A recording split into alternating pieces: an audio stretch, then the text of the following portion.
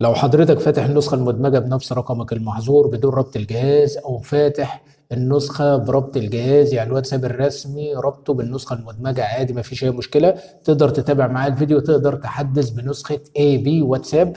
تمام، اي بي واتساب تقدر سواء فاتح بالربط أو بدون ربط تقدر تحدث بيها عادي، مفيش أي مشكلة. كل اللي أنا عايزه منك تكمل معايا الفيديو للنهاية، وإن شاء الله لو لسه جديد معانا في القناة والفيديو اول مره يظهر قدامك، فان شاء الله تقدر تفتح الواتساب بنفس رقمك المحظور بدون ربط الجهاز، او تقدر كمان تربط النسخه المدمجه ديت بالواتساب الرسمي بتاعك عادي، مفيش اي مشكله. ولكن عايزك تكمل معايا الفيديو للنهايه. كل اللي انا عايزه منك لو لسه جديد معانا في القناه، تدخل على المتجر بلاي وتضغط في البحث هنا وتبدأ تكتب تطبيق زد أرشيف. هتبدأ تنزل تطبيق زد أرشيف أو هتبدأ تثبت تطبيق زد أرشيف على الموبايل بتاعك. بعد ما تثبت تطبيق زد أرشيف ويتثبت معاك عشان هنحتاجه في فك الضغط، هنرجع كده هنضغط على الصورة الشخصية بتاعتنا وهنجيب بلاي للحماية، هنضغط عليها وهنضغط على علامة الترس وهنبدأ نقفل حماية جوجل بلاي. هنقول له موافق ونديله البصمة، هتتقفل معايا زي ما انتم شايفين كده. طيب احنا ليه قفلنا حماية جوجل بلاي؟ عشان لما تيجي تثبت التطبيق رقم واحد واتساب جي بي واحد، تمام، تبدأ تثبت معاك وما يجيلكش الإشعار بالتطبيق ضار.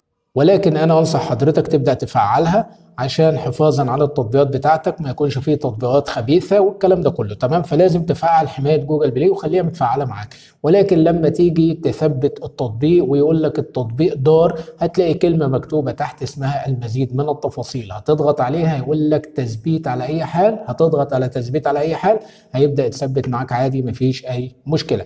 تمام، بعد كده هتدخل على قناتنا على التليجرام. طبعا رابط قناه التليجرام هتلاقيه في وصف الفيديو. ورابط قناه التليجرام فين؟ في وصف الفيديو. هتلاقي عليه النسخه بتاعه واتساب اي بي عبد الله الباشا بدون ربط زائد ربط الجهاز. هتبدا تضغط عليها بالشكل ده كده، هيظهر لك ايقونتين من تطبيق زد ارشيف اللي احنا ثبتناه من شويه. عندك التطبيق اللي هو تاني واحده من على الشمال، تطبيق زد ارشيف تاني واحد من على الشمال. لو ضغطت عليه بالشكل ده كده اللي هو زد ارشيف فقط باللغه الانجليزيه، ما تضغطش على زد ارشيف استخرج الى اسم الارشيف، زد ارشيف استخرج الى اسم الارشيف لغه انجليزيه ولغه عربيه الاثنين مع بعض. لو ضغطت عليه هيقول لك الارشيف تالف، فاحنا عايزين نضغط على تاني واحده من ناحيه الشمال زد ارشيف فقط، هنضغط عليها بالشكل ده كده.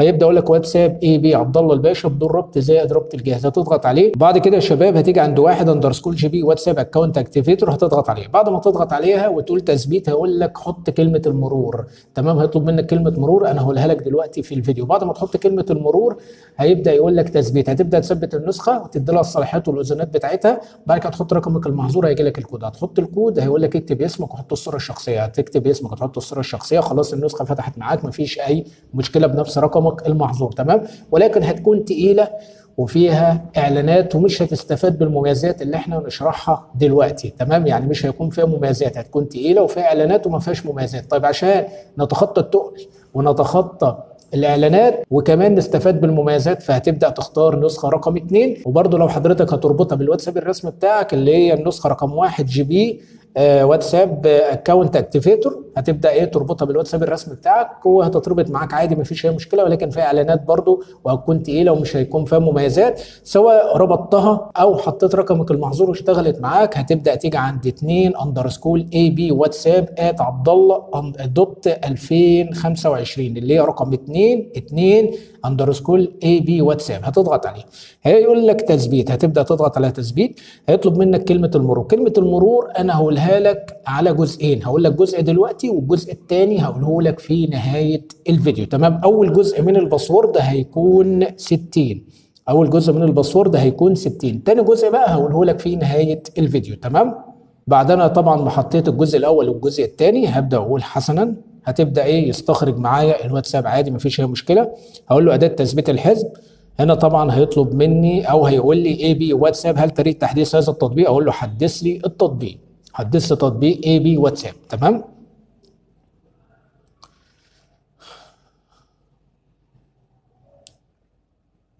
هنا طبعا قال لي تم التثبيت، اقول له تم. هرجع كده اروح هناك. تمام، هلاقي نسخه اي بي واتساب اهي. تمام، هنضغط عليها بالشكل ده كده.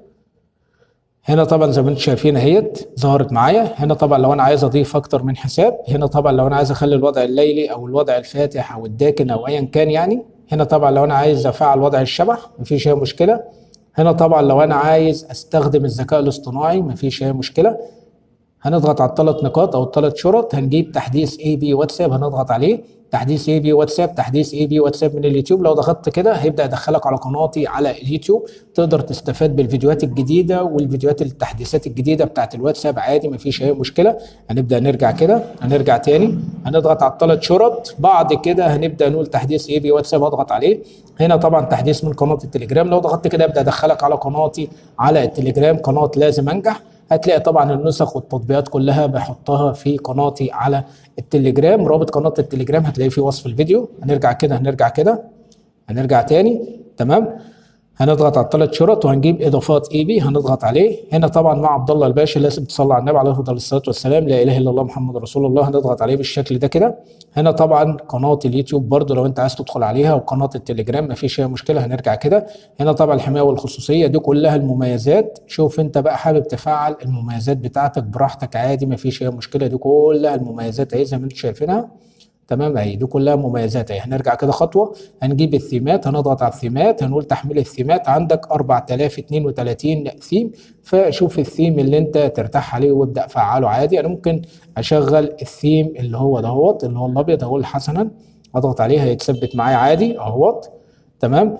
طيب ممكن نغيره الثيم، هنضغط كده ونجيب الثيم، تحميل الثيمات، ممكن نختار الثيم دهوت نضغط عليه بالشكل كده واقول حسنا، هيبدا ايه يتعمل معايا الثيم عادي اهو زي ما انتم شايفين.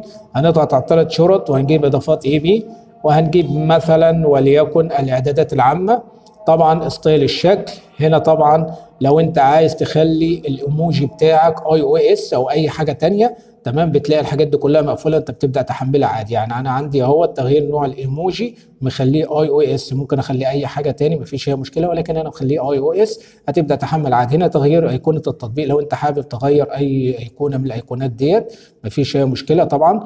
هنرجع كده، هنرجع تاني، هنيجي عند الشاشه الرئيسيه، هنضغط على البار العلوي. هنا طبعا استقبال التنقل، بص على الدردشات والمجموعات والمستجدات والمكالمات والمجتمع، لو انت عايز تخليها اي او اس هتخليها عادي، هتضغط كده هتبدا تغير معاك الشريط من تحت اهوت، فاي حاجه عادي مفيش اي مشكله. كده طلع فوق، ممكن اخليه اي او اس عادي مفيش اي مشكله. هنا طبعا وضع اسمي، يعني لو انا عايز احط اسمي بدل اي بي واتساب هبدا افعل الزرار ده كله، يبدا يحط لي عبد الله الباشا الاسم اللي انا كاتبه على الواتساب، تمام. هقفل كده هخليه اي بي واتساب عادي مفيش اي مشكله. زي ما انتم شايفين اهي دي كلها مميزات جميله جدا. هنا طبعا الحاله، لو انا ضغطت على الحاله وطلعت لفوق كده طبعا هتلاقي هنا حاجه اسمها زيادة حجم الحالة. لو انت فعلت الخيار بتاع زيادة حجم الحالة ده يسمح لك بوضع فيديو مدته حتى ساعة بدلا من 30 ثانية. لو الخيار ده مقفول 30 ثانية الفيديو حالة، لو فعلت كده ممكن تحط دقيقة، 10 دقايق، نص ساعة، ربع ساعة، ساعة، مفيش اي مشكلة. هنبدأ نرجع كده خطوة، هنرجع خطوة كمان عادي مفيش اي مشكلة. هنيجي عند التحديثات، هنا اضغط على التحديثات. هنا طبعا البحث عن تحديث جديد، هنا اصدارك الحالي محدث بالفعل، هنا سجل التغيرات،